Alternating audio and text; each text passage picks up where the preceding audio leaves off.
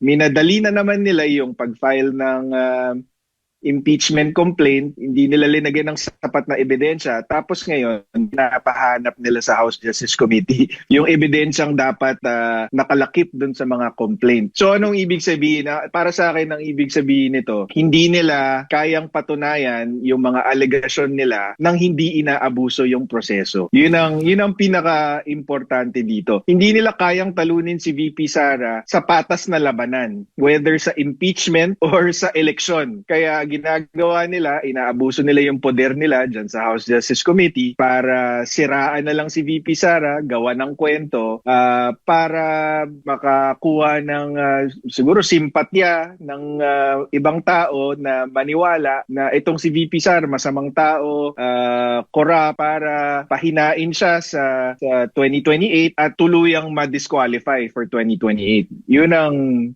mahalaga dito. Politika lang ang hinahabol nila dito, hindi pananagutan.